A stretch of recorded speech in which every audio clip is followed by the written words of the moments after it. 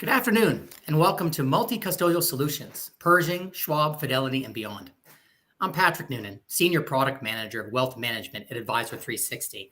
And joining me today is Meredith Connell, our Senior Product Manager of Digital Onboarding. Good afternoon, Meredith. Thanks for joining today. Thanks, Patrick. Happy to be here.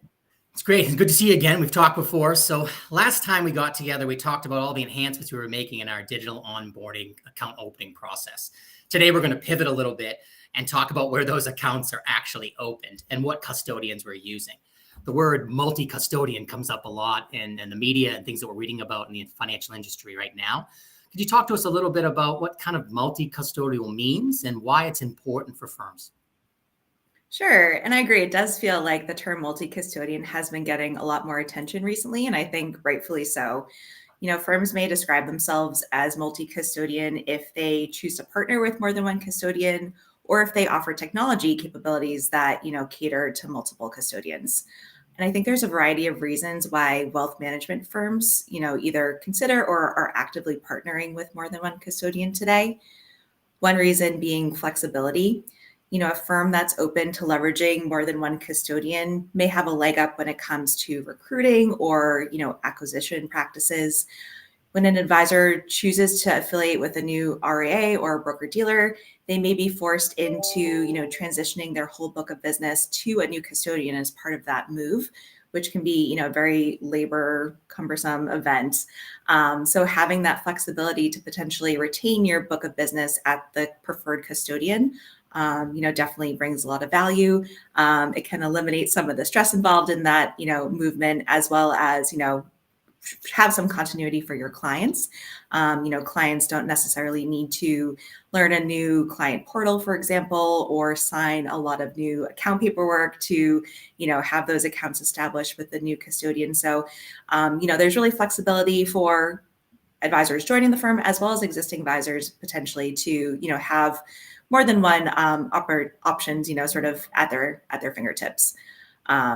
Another, reason that firms may consider multi-custodian is either pricing or product availability. Whether it is pricing or the types of products or services offered at one custodian versus another, there may be slight differences, and, when an advisor is thinking about implementing a very specific investment plan for a specific client, they may gravitate towards, capabilities offered at one custodian versus another. So another, way to just have optionality, sort of client to client. And lastly, I think that technology could also kind of come into the picture here.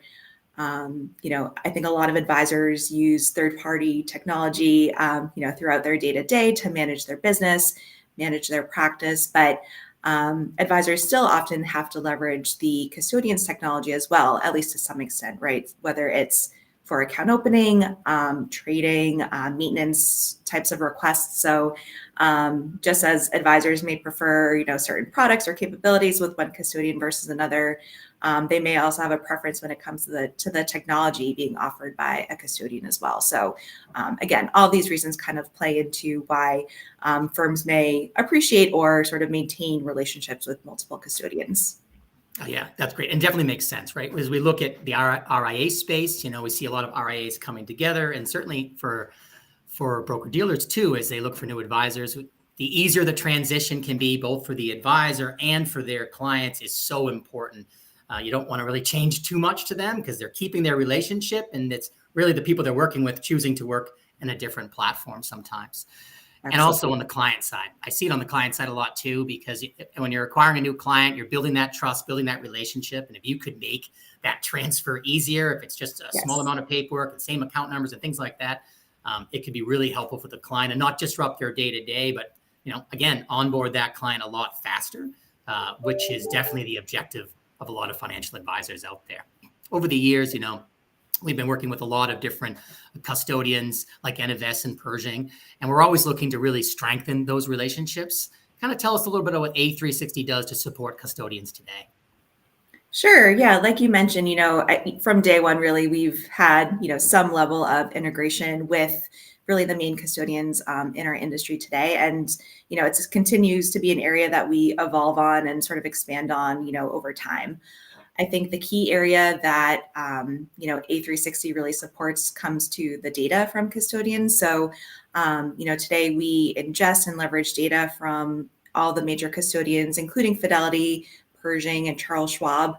We cleanse that data and normalize it as part of our unified data layer, and then that data is available and reflected throughout our platform. It's the data, things like account, transactional type of data, client information, historic data.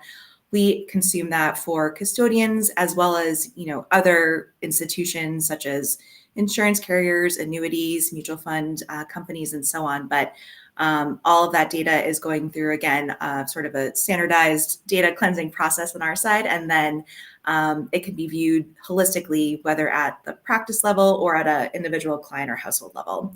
And that custodial data also is what powers our suite of reports as well. We recently did a connected wealth report that found that over 60% of advisors ranked bad data as one of the primary issues that they face day to day. So centralized custodial data is really an important, I think, concept and something that, we've always sort of focused on at A360. Beyond the data, I think another area that we really try to focus on is automated account opening with, again, Fidelity, Pershing, and Schwab. Our account opening tools allow advisors to collect new account information, for those custodians and produce a single bundle with that information populated onto each custodian's required paperwork that can then be sent to the client, in a single signing experience. So it's, again, really an important area that we're continuing to expand upon and, is really kind of important for our core platform.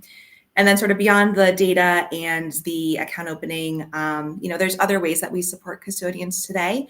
For example, custodial trading, in some types of account funding, and viewing custodial documents are just some other examples of, sort of holistically across the platform, how we support custodians. And the data is so important. And you mentioned here on the account opening process and even the financial planning process, we have planning partners that we work with. And so we're able to give all that custodial data, correct data, right, into these planning platforms or risk tools or things like that. And that certainly allows our advisors to go out there and use the features in those tools without worrying about the data being bad. The second thing that's kind of interesting to me is this consolidated workflow with multiple custodians, right? It's as we want our staff, our advisor staff that are working with us and the operations group, we want to always make sure they're working efficiently, and having to know all different things, different ways to do things, to service clients that might be at different custodians. It could definitely slow them down. So having a consolidated way to look at it is certainly something that will improve the day-to-day efficiency of an office.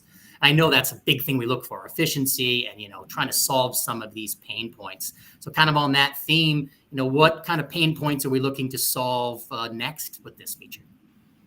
Yeah, you really nailed it, Patrick. Like having that sort of cohesive, unified account opening platform is really one of our main focuses, looking ahead. We have a lot of exciting capabilities coming to our digital onboarding application, including more automated straight-through account opening, with these custodians and really more account types. At the end of the day, we're really focusing on providing that single streamlined account opening experience for advisors for their practice, regardless of who or how many custodians that they're choosing to work with.